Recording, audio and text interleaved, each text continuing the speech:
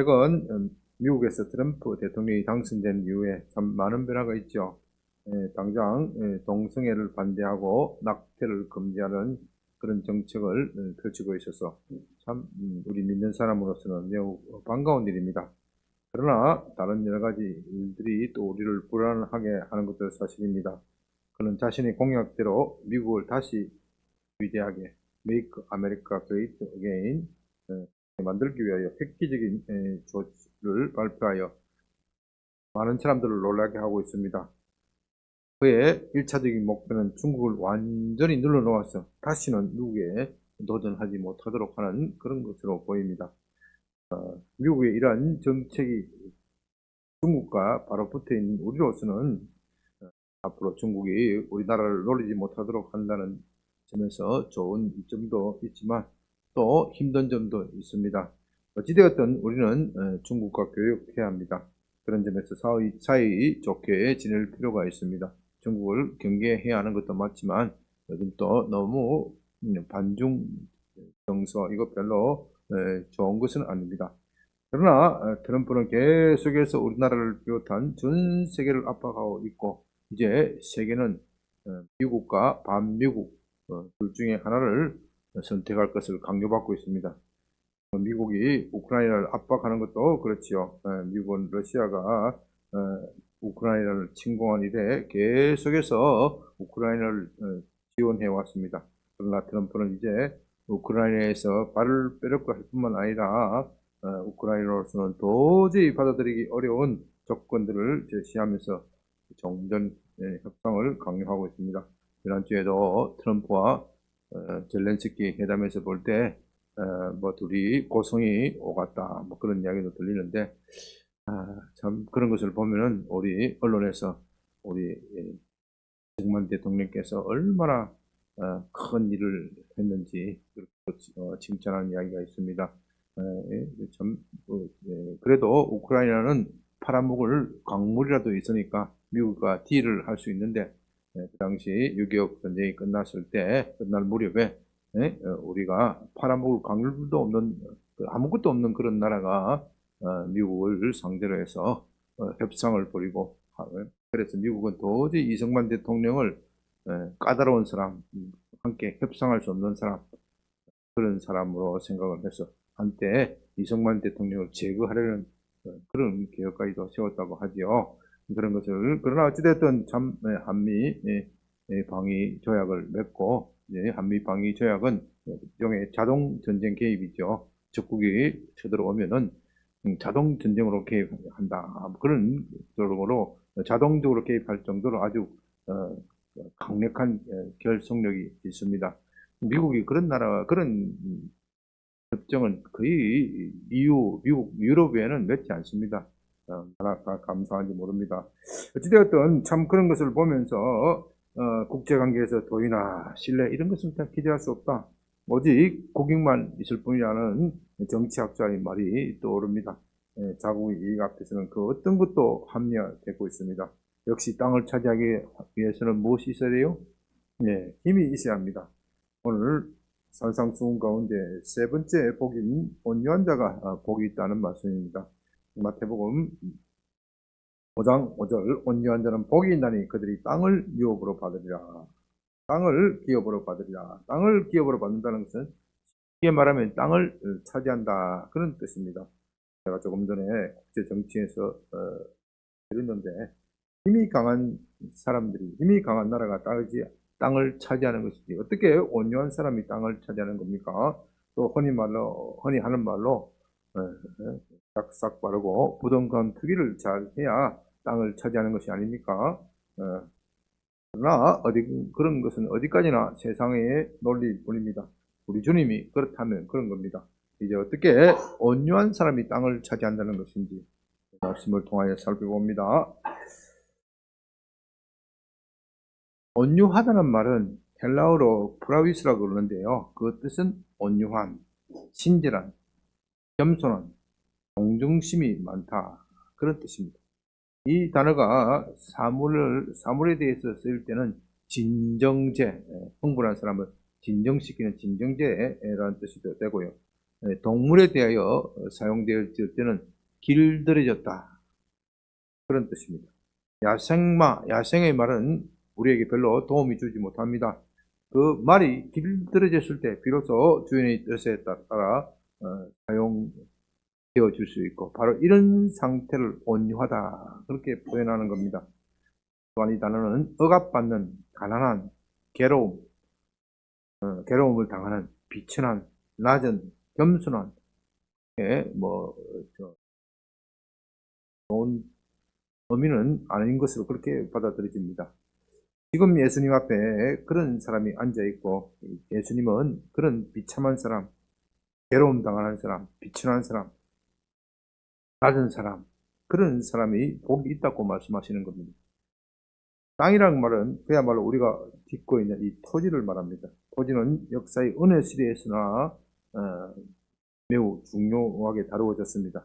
지금 러시아와 우크라이나가 싸우는 것도 그 중심에는 누가 땅을 차지할 것인가 하는 것이지요. 토지가 없으면 집이나 공장을 지을 수도 없고 사업도 할 수 없습니다. 토지가 없는 사람은 유목민처럼 유랑하게 되어 있습니다. 그러나 유목민이라고 하더라도 그것도 결국 땅의 소산을 먹고 사는 사람이니 땅 밖에 있는 사람이다, 그렇게 말할 수는 없지요. 다만 일정한 고정된 토지가 없을 뿐입니다. 그런 점에서 토지가 차지하는 경제적 균형은 거의 절대적입니다. 그건 고대 세계뿐만 아니라 오늘날에도 마찬가지입니다. 오늘날 주식, 특허, 기술 이런 것들이 무형재산이라고 해서 중요하게 다루어지고, 비트코인 이런 것도 있지만, 그런 것도 있지만, 그래도 가장 안전하고 최고는 뭐예요? 땅입니다. 땅. 땅이 있는 사람은 부자고 땅이 없는 사람은 가난한 사람입니다. 기업으로 받는다는 것은 상속받는다는 뜻이고, 쉽게 말하면 땅을 차지한다, 그런 뜻입니다. 세상의 논리는 힘이 있고 돈이 있는 사람이 땅을 차지하지만, 우리 주님은 온유한 사람이 땅을 차지할 것이다, 그렇게 말씀하십니다. 이스라엘 백성이 이집트를 탈출하고 가나안으로 들어갔을 때 하나님은 그들의 각 부족과 가족에 따라서 토지를 공평하게 나누어 주도록 그렇게 조치하였습니다. 여러분이 그 토지의 분배 과정을 알고자 하면 여호수아서, 구약성경 여호수아서를 보면 됩니다. 그리고 하나님은 레위기와 민수기에서 토지의 거래를 엄격하게 제한하였습니다. 모든 토지는 다 하나님께 속한 것입니다. 레위기 25장 23절. 토지를 영구히 팔지 말 것은 토지는 다 내 것입니다. 너희는 나그네와 거류민이다. 따라서 이스라엘 백성은 토지의 소유주이신 하나님으로부터 땅을 빌려 사용하는 겁니다. 인생은 나그네고 토지는 하나님의 것입니다. 그렇기 때문에 영구적인 매매, 일시적으로 매매는 할 수 있지만 영구적인 매매는 금지됩니다. 7년마다 오는 안식년에는 땅을 쉬게 하고 자연적으로 자란 농산물을 모든 사람이 돈을 내지 않고 자유롭게 먹을 수 있도록 하였습니다. 또 혹시라도 어려운 일이 있어서 땅을 팔았다면 50년마다 돌아오는 희년이라고 하죠. 희년에는 원래의 소유자에게 돌려줘야 합니다. 무상으로 돌려주는 겁니다. 레위기 25장 10절. 50년째 해를 거룩하게 하여 그 땅에 있는 모든 주민을 위하여 자유를 공포하라. 이 해는 너희에게 희년이니, 희년 기뻐하는 해다, 그런 뜻입니다. 너희는 각기 자기 소유주로 돌아갈지며. 저는 법을 전공한 사람으로서는 성경의 이런 토지 제도를 감탄하지 않을 수 없습니다. 지금이 토지 제도가 아니라 언제요? 이 모세 율법 3300년 전 이상이 된 그런 시대의 법입니다. 참 그 시대에 이런 공평한 토지법 가지고 참 성경 외에는 없습니다. 성경의 토지법 사상은 자본주의라기보다는 사회주의에 더 가깝게 보입니다. 그 이유는 토지는 모든 경제의 원천이기 때문에 어느 한 사람이 독점해서는 안 된다. 물과 산소 이런 것과 같이 공공재로 보아야 한다는 겁니다. 그래서 자본주의 논리에만 맡길 수 없기 때문에 그런 규제를 하고 있습니다. 오늘날 자본주의 국가에서 토지에 관한 공개념을 도입하여 토지의 독점을 규제하고 있는데 따지고 보면 그 사상적 근거가 성경에 있습니다. 그런 것을 보면 성경은 기본적으로 자본주의 체제를 인정하고 있지만 사유재산제도 이런 것을 인정하고 있지만 그 결점을 보완하는 여러 가지 제도에도 관심이 많다 하는 것을 알 수 있습니다. 그래서 성경의 이런 토지법 사상은 오늘날 문명국가에서도 참 모델로 삼고 있는 겁니다. 그런데 참 유감스럽게도 이스라엘의 역사를 보면 이런 좋은 법들이 제대로 지켜지지 않았습니다. 힘이 센 사람이 힘이 약한 사람의 토지를 빼앗아가는 일이 빈번히 발생하였습니다. 역사학자들의 연구에 의하면요, 안식년과 희년, 이거 참 좋은 제도였지만 제대로 지켜지지 않았다는 겁니다. 그 이유는 이스라엘의 역사에서 그것을 지켰다는 기록이 거의 남아있지 않기 때문입니다. 대신 안식년과 희년을 지키지 않은 것에 대하여 선지자의 책망이 자주 나옵니다. 그러다가 이스라엘이 바벨론에게 포로를 당하여 바벨론에게 멸망당하고 포로로 끌려가는데 그 이유가 안식년과 희년을 제대로 지키지 않았기 때문입니다. 여러분, 안식년과 희년을 제대로 지키지 않으면 사회 체제가 어떻게 되겠습니까? 빈익빈 부의구가 심화되고 가난한 사람들은 계속 착취당하고 부자는 계속 부자가 되고 불공평한 사회, 부정의한 사회가 되는 겁니다. 하나님은 그 불공평한 사회, 부정의한 사회를 뒤집어 엎어놓기 위하여 외적의 침입을 허락하시는 겁니다. 그렇다면 그들이 포로 생활에서 다시 돌아와서 고향으로 다시 돌아왔다면 안식년과 희년을 잘 지켜야지요. 그러나 그렇지 않았습니다. 그들이 하나님의 은혜로 바벨론 포로에서 귀환하였지만 여전히 안식년과 희년 이것들을 좋은 제도를 지키지 않았습니다. 이런 불의한 사회, 불법적인 상황이 수백 년이 계속되었고 예수님이 오실 무렵에는 토지를 빼앗기고 자기 고향에서 살지 못하는 유랑민들이 많이 있었습니다. 이 로마는 물론이고 그의 빌붙어 사는 헤롯 왕 일당들이 농민들에게 무거운 세금을 부과하였고 그 세금을 내지 못하면 어떻게 해요? 토지를 빼앗아 가는 겁니다. 그래서 그들은 고향을 떠나 유랑민으로 살 수밖에 없었습니다. 우리 역사에서도 그런 농민을 수탈하는 그런 역사 그것 때문에 자주 폭동과 반란이 일어나는 거죠.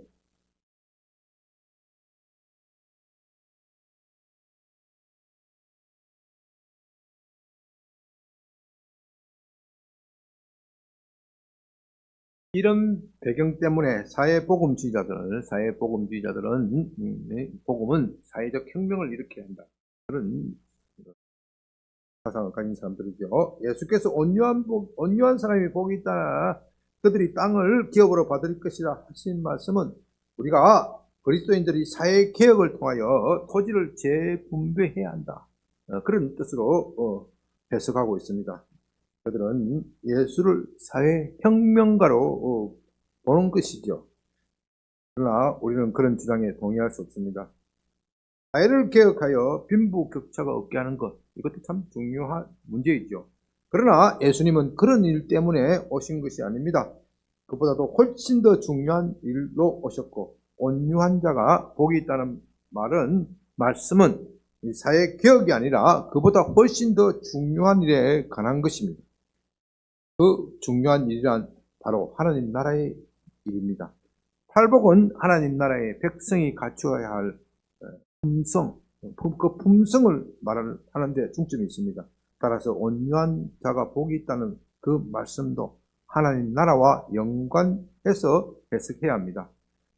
이렇게 해석하는 것이 요한복음 18장 36절에서 예수님께서 내 나라는 이 땅에 속한 것이 아니다. 이 세상에 속한 것이 아니라는 예수님의 말씀과 부합하는 겁니다. 세상의 나라는 국가 권력으로 빈부격차를 해결해 버렸고 국가 권력으로 이 세상의 악을 해결해 버렸고 하지만 예수님은 그보다도 우리 마음을 고치라는 겁니다. 그렇게 마음을 고치면은 세상의 악의 문제, 빈부격차의 문제도 해결될 것이다. 그것이 예수님의 말씀입니다. 이제 온유한 자가 땅을 기업으로 받는다는 말씀을 이해하기 위하여 우리가 먼저 온유라는 단어의 원어의 뜻을 다시 생각해 볼 필요가 있습니다. 여러분들이 제가 온유라는 뜻에 대해서 여러 가지 뜻에 대해서 말씀드렸죠. 중에서도 단 한 가지 요것만 좀 기억했으면 좋겠습니다. 온유라는 것은 야생의 말을 길들이는 것에 사용되었다. 저는 예수님께서 온유라는 단어를 사용하신 것은 바로 그런 뜻이다. 그렇게 생각하고 있습니다. 우리가 거듭나지 못한 상태는 마치 야생마와도 같습니다. 야생마는 어느 누구에게도 매이지 않고 자유분방하게 살아갑니다. 사람들은 그런 것을 때로는 멋있다. 예수 안 믿는 사람이 멋있다. 예수 믿는 사람은 뭔가 얽매여 살고 있기 때문에 자유롭지 못하고 예수 안 믿는 사람이 멋있고 자유롭다. 그렇게 생각합니다. 그렇게 착각하는 것이죠. 그것이 우리가 보기에는 자유로운 것 같지만 영적으로는 그 반대입니다. 사람이 자유로워지려면 그 자유에 걸맞는 능력과 재물이 있어야 돼요. 능력과 재물이 있어요. 지업자는 시간이 엄청 많고 자유롭지만 뭐가 없어요? 네? 돈이 없기 때문에 그 많은 시간이 자기를 괴롭힙니다. 왜 나는 불러주는 사람도 없이 매일 이렇게 놀고 있는가? 그렇게 자책하게 만듭니다. 그는 누군가가 그를 불러주고 고용해 줄 때 비로소 나는 자유롭다. 그렇게 생각할 것입니다. 이제 온유하다는 것은 바로 그것을 말합니다. 온유하지 않는 사람은 성질이 나면 어떻게 해요? 제 성질대로 하는 겁니다. 이런 것이 멋있고 자유롭게 보일지는 모르지만 그런 사람을 어디다 쓰겠습니까? 우리도 그런 사람을 고용하지 않습니다. 여러분들이 회사에 취업을 할 때 면접하잖아요. 실력만 보는 것이 아니라 면접을 해요. 면접할 때 보는 중점이 뭐겠어요? CEO들이 중점, 지 성질대로 하는지 안 하는지, 상사의 지시와 명령, 회사의 방침에 잘 순응하는지 안 하는지 그걸 보는 거예요. 온유하지 않는 사람, 길들여지지 않는 사람은 아무도 쓰지 않기 때문에 자유로운 것 같지만 비참해지는 겁니다. 반면에 온유한 사람은 하나님 앞에서 길들여진 사람입니다. 그의 마음은 늘 하나님의 뜻이 무엇인지를 찾고 하나님의 뜻이라 하면 절대적으로 순종하겠다는 결심을 가집니다. 성질나는 일이 있더라도 분을 내거나 자기 마음대로 행동하지 않습니다. 따라서 온유라는 것은 쉽게 말하면 화가 나는 일이 있더라도 성질을 부리지 않는 것. 남으로부터 부당한 대우를 받더라도 그것을 묵묵히 참아내는 것. 그 순간에도 오직 하나님의 뜻이 무엇인지를 생각하고 거기에만 순종하겠다고 결단하는 것. 그 사람이 온유한 사람이고 그런 사람이라야 하나님이 그를 채용해서 사용할 수 있는 겁니다. 모세가 그런 사람의 대표적인 인물입니다. 민수기 12장 3절에서 모세는 온유함이 지면의 모든 사람보다 성하였다. 모든 사람보다 특출하게 온유하였다. 다시 말해서 모세는 온유한 사람, 하나님 앞에서 길들여진 사람입니다. 이스라엘 백성들이 그를 얼마나 자극하여 화나게 만들었습니까? 그러나 그는 성질을 부리지 않았습니다. 오직 하나님의 뜻에 따라서 이 백성들을 인도하겠다. 가나안 땅으로 인도하겠다. 그 생각만 그에게 가득 찼습니다. 그럴 때 하나님은 그를 마음껏 사용할 수 있었습니다. 하나님으로부터 인정을 받아서 위대한 지도자가 되었습니다. 그것이 바로 땅을 차지하는 겁니다. 그러나 모세는 처음부터 온유한 그런 사람은 아니었습니다.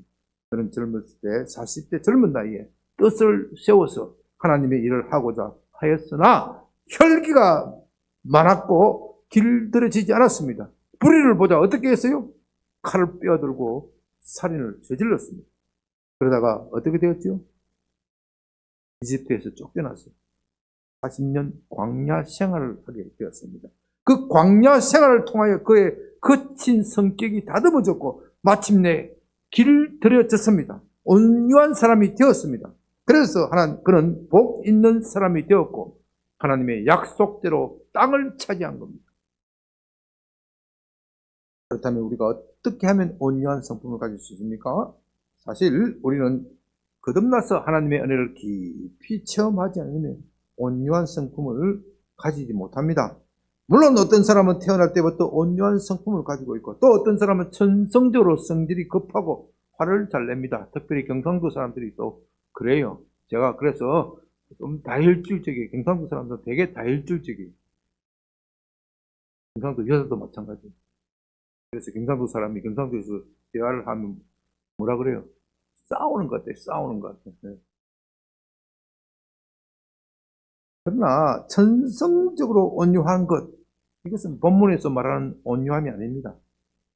고등학교 동문 중에는 천성적으로 온유한 선배 한 분이 있습니다. 그는 어떤 경우라도 말을 부드럽게 하고 제가 화를 내는 모습을 본 일이 없습니다. 제가 1년 선배이기 때문에 또 저하고 같이 대학을 졸업하였기 때문에 알지요. 저는 불교에 심취했고 제가 보기에는 그야말로 살아있는 부처, 성불한 사람 같이 보였습니다. 작년 동문회에 있었던 일입니다. 예수 잘 믿는 후배가 최근에 직장을 잡고 올해 별로 저하고 기수 차이도 안 나는 후배니까 직장 잡기가 얼마나 어렵습니까? 직장을 잡고 좀 일이 잘 풀린 것에 대해서 싱글벙글하면서 하나님이 나를 도와주셨습니다. 정말 기쁨에 차서 하나님을 자랑하기를 원했습니다. 그랬더니 그 선배가 비위가 상했던지 하나님이 은혜가 아니라 네가 운이 좋아서 그런 거야. 그렇게 핀잔을 주었습니다. 그래도 그 후배가 하나님이 은혜를 베푸셔서 그런 겁니다. 선배님도 이제 예수 믿어야죠. 그러자 그 선배는 참지 못하고 마침내 역정을 내면서 하나님이 어디 있느냐? 네가 운이 좋아서 그런 것뿐이다. 그렇게 소리쳤죠. 이건 하나님 앞에 온유가 아니지요. 그는 자기 힘으로 온유함을 유지하려고 하였지만 자기가 믿는 불교 철학에 반하는 소리가 나오자 그것도 한두 번 아니라 여러 번 그런 소리를 듣자 마침내 참지 못하고 버럭 소리를 지른 겁니다. 그런 사람은 하나님이 사용할 수 없습니다. 참된 온유는 우리 마음이 하나님의 은혜로 적세야 나오는 겁니다. 좀 더 구체적으로 말하면요, 온유는 팔복 중에 첫째 복이 무슨 복? 심령이 가난한 것과 두 번째 복, 애통해하는 사람이 받는 세 번째 복입니다. 다시 말해서 심령이 가난하고 애통하지 않으면 온유의 복을 얻지 못한다는 겁니다. 심령이 가난하다는 것은 내 자신은 아무것도 아니다. 하나님만 의존하는 사람을 말합니다. 우리가 가난해질 때 비로소 자신을 돌아보고 하나님을 찾게 됩니다. 우리는 부유할 때 자신만만하고 하나님의 필요를 느끼지 않습니다. 그러나 세상에서 실패하고 재물이 사라질 때, 내가 의지하던 그 재물이 사라질 때, 나의 힘으로 뭔가를 이룰 수 없을 때 바로 그때 하나님을 찾습니다. 하나님은 그런 우리를 외면하지 않습니다. 과거 내가 배부를 때 나를 외면했다, 그렇게 책망하지 않았습니다. 오히려 그때라도 잘 왔다고 하시면서 우리의 등을 두드려주면서 위로하십니다. 우리의 삶에 적극 개입하시고 우리의 문제를 해결해 주십니다. 그래서 우리는 바로 그런 경험을 하면서 하나님만이 나의 문제를 해결해 주실 분이다, 하나님이 아니라면 다른 어떤 것도 행복을 줄 수 없다, 그것을 깨닫고 절대적으로 하나님을 의존하게 됩니다. 이것을 가지고 심령이 가난한 사람이다, 그렇게 말하는 겁니다. 이렇게 심령이 가난해진 사람은 그 다음 단계에 애통해야 할 수밖에 없습니다. 그는 과거에 하나님 앞에서 저지른 죄를 생각하면 참으로 부끄럽지요. 도저히 나 자신도 용서할 수 없는 그 죄를 하나님께서 용서해 주신 겁니다. 그 은혜에 감사하면서도 애통합니다. 이렇게 좋으신 하나님을 배반한 자기의 죄를 생각하면 가슴을 쥐어짜면서 회개하지 않을 수 없습니다. 제가 지난주 고등학교 시절 크리스마스 칸타타를 부를 때 자기의 죄를 회개하면서 눈물 콧물 흘리던 친구의 이야기를 말씀드렸죠. 애통해야 한다는 것은 바로 그런 겁니다. 사실 저도 그런 경험이 있고 그런 경험이 있기 때문에 이 힘든 목회도 감당하는 겁니다. 저는 일찍 예수님을 믿어서 은혜를 많이 받고 흔히 말하는 소년등과하고 검사가 되었습니다. 그런데도 배은망덕하게 제 마음대로 살았습니다. 검찰에서 하나님을 위하여 살지 않았고 제 욕심을 이루기 위하여 더 출세하기 위하여 그렇게 살았습니다. 그렇게 살다 보니 제 마음에 온유함이 없었습니다. 조금 힘든 일이 생겨도 그냥 화를 그대로 쏟아내어 버립니다. 다른 사람에게 화를 내면 어떻게 돼요? 보복을 당하니까 누구에게 화를 냅니까? 제일 만만한 게 자기 옆에 있는 집사람, 자기 옆에 있는 자식들. 자식 얘들은 보복을 해도 별거 없다. 내 아니면 누가 안 먹고 살랴? 그렇게 혈기를 쏟아내는 것이죠. 그렇게 약 10년을 살다 보니 실제로 삶이 가난해졌습니다. 검사로서 출세하기를 원했지만 출세하는 길에 오르지 못하였습니다. 그 때문에 제가 검사 중에서도 가장 가난한 검사, 가장 비참한 검사, 이제 검사를 그만둬야 한다. 그렇게 생각했죠. 바로 그때 저는 하나님께 돌아가야 한다. 하나님만이 나의 비참한 마음을 해결해 주실 수 있겠다. 그런 생각이 들었고 그것으로 인해서 전적으로 하나님을 의존하는 법을 배웠습니다. 그것이 바로 현실적 가난을 통하여 심령의 가난을 배운 것이죠. 누가 저를 보고 가난하다고 하겠습니까? 네? 네. 그러나 제 마음은 그렇게 가난해진 것이죠. 제가 그렇게 심령이 가난해지는 순간 애통하는 복이 왔습니다. 하나님이 저 같은 죄인을 받아주시는 것에 대해서 감사해 하면서도 도대체 내가 어쩌자고 하나님을 배반하였던 것인가? 그 내 죄를 생각하니까 가슴이 찢어질 것 같은 거예요.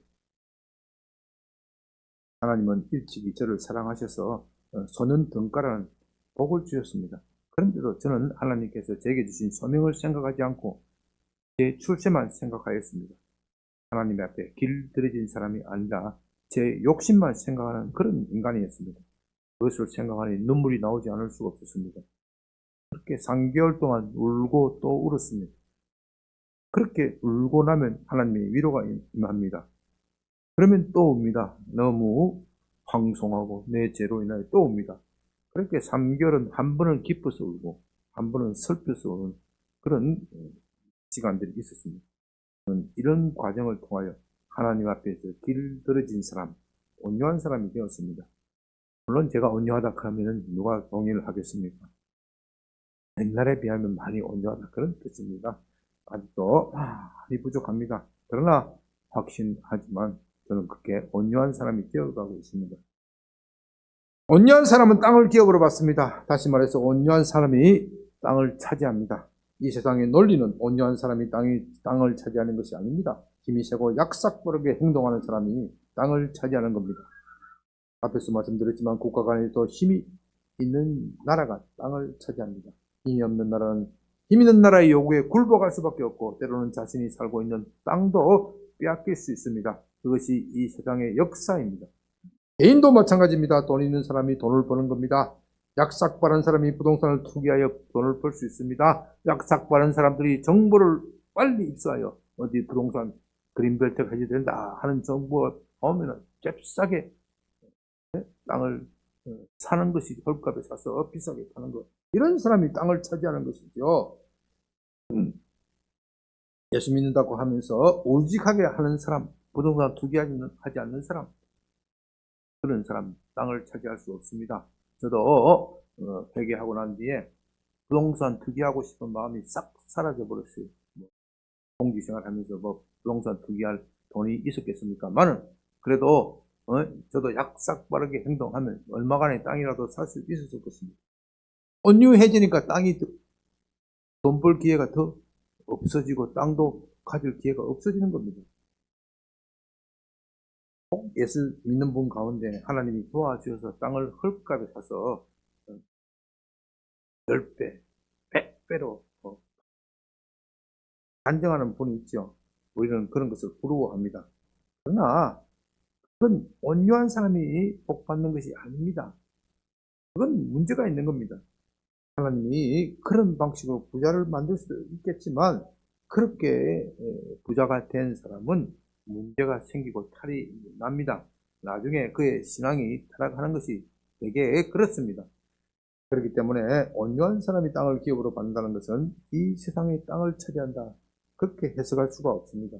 물론 하나님은 그의 뜻에 따라서 온유한 사람, 다시 말해서 하나님 앞에서 길 들여진 사람에게 땅을 줄 수도 있습니다. 그것도 사람들이 상상하지도 못할 큰 땅을 주실 수 있습니다. 하나님께서 재물을 복을 주시기 시작하면요, 그냥 시시하게 주는 것이 아니라 그냥 사람이 감당하지도 못할 그런 복을 주실 때가 있습니다.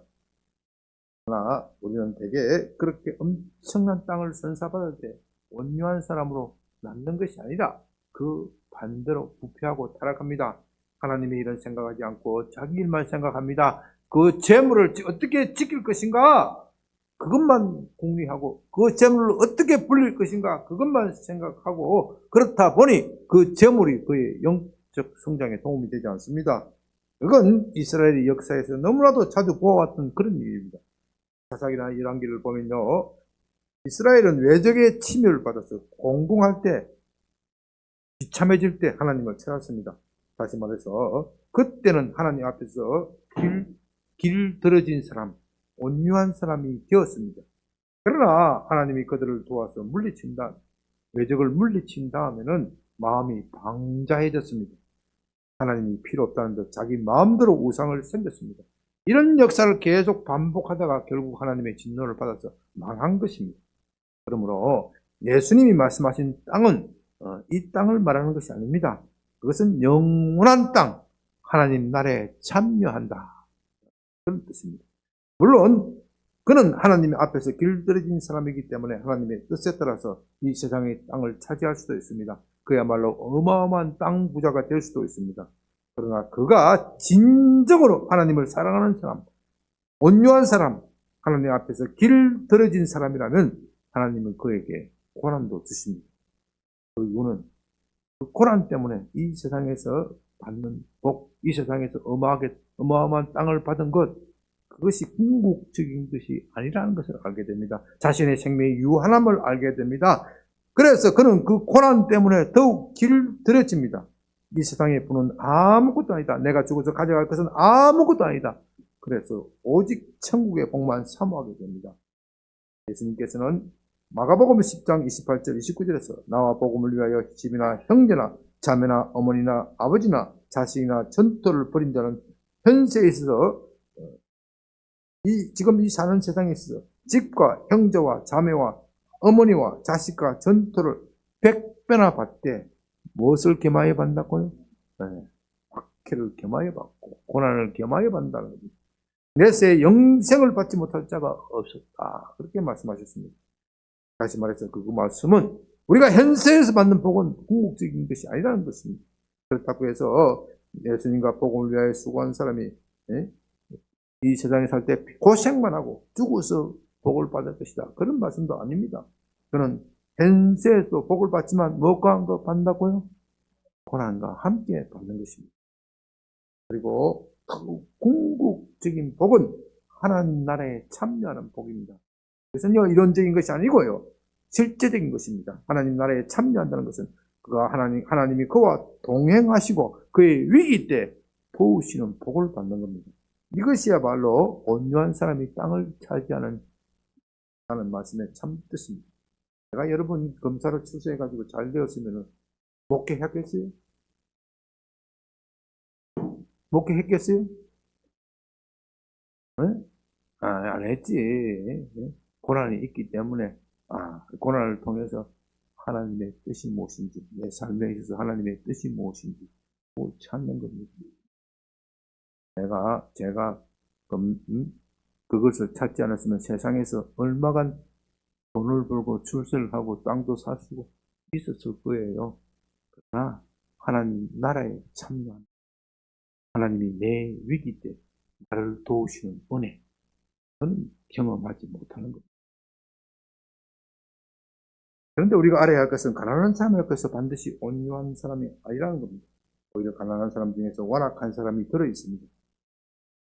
특히 자기 연민에 빠진 사람이 마음을 완악하게 하는 경우를 종종 봅니다. 이 자기 연민이라는 것은요, 잘 들으시기 바랍니다. 자기 연민과 온유하다는 것을 구분해야 됩니다. 자기 연민이라는 것은 자기가 당한 불행에 대하여 지나치게 생각하다가 왜 나만 가지고 이래 하는 감정에 빠지는 것을 말합니다. 불행은 자기만 당하는 것이 아니죠. 누구나 살다 보면 고난을 당합니다. 불행을 겪습니다. 아니, 인생은 기쁜 순간보다는 불행한 시간이 훨씬 더 많습니다. 그러나 자기 연민에 빠진 사람은 그 불행을 받아들이지 않습니다. 그 불행을 받아들이지 못하는 것이죠. 자기가 당하는 불행, 실수, 실패 이런 것을 극복하려고 하기보다는 다른 사람들과 비교하면서 왜 나만 이렇게 불행한 것인가? 왜 부모를 잘못 만난 것인가? 왜 자식을 잘못 두었던가? 왜 결혼을 잘못하였던가? 그렇게 곱씹으면서 끝없이 스스로 괴롭힙니다. 자기를 괴롭히는 것이죠. 그렇게 하다 보면 어떻게 돼요? 우울증과 무기력증에 빠집니다.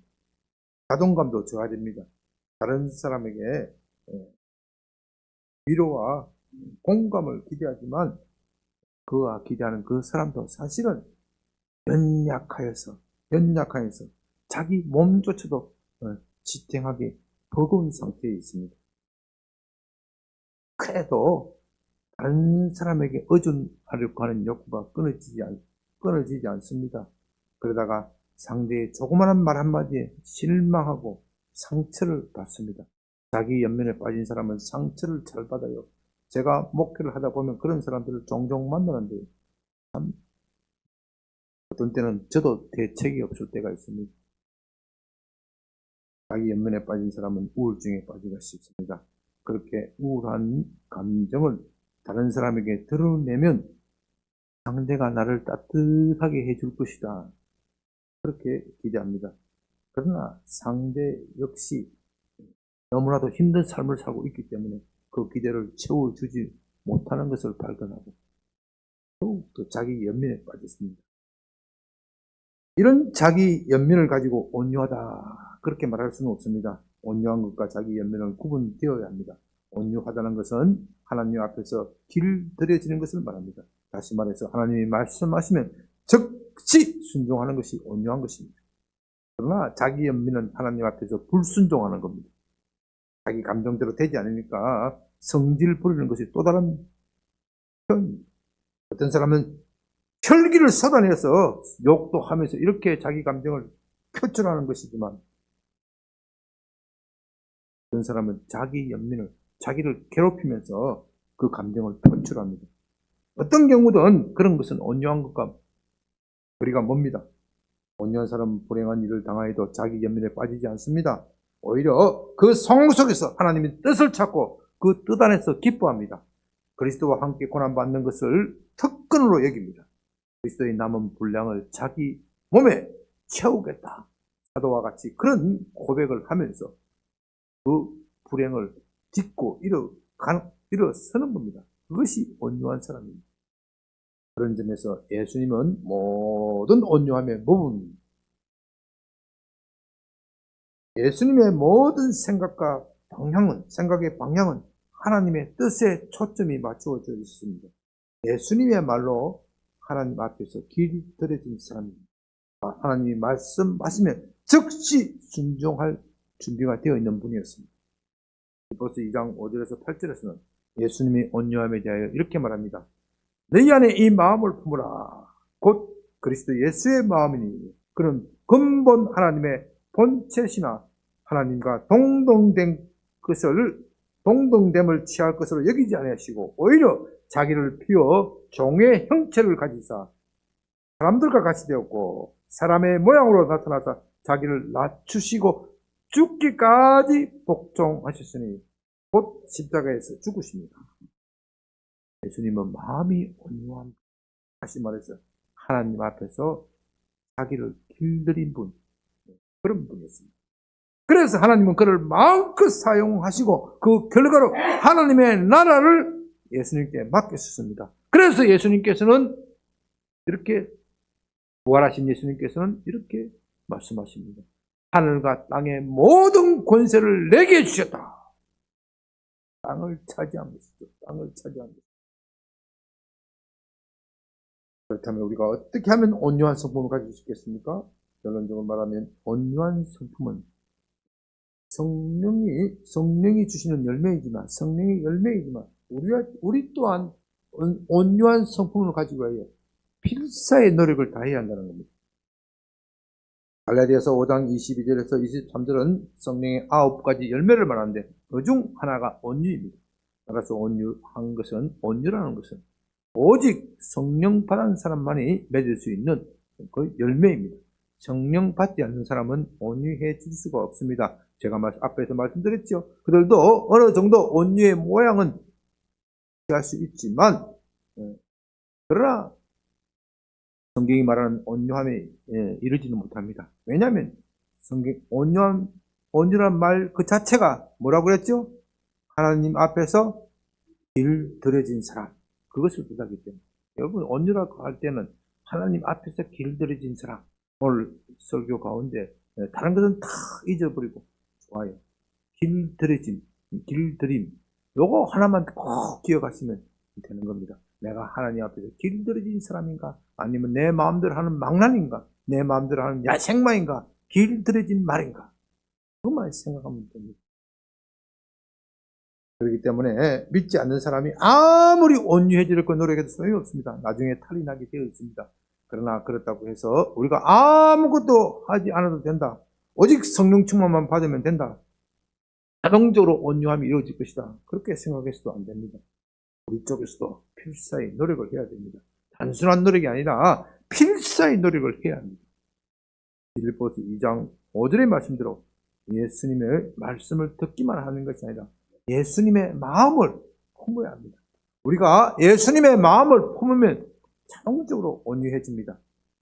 왜냐하면 그 사람은 인간관계를 십자가를 통해서 보기 때문입니다. 여러분 이것입니다. 바로 우리가 온유해질 수 있는 방법은 십자가 사건을 통하여 모든 것을 생각하는 겁니다.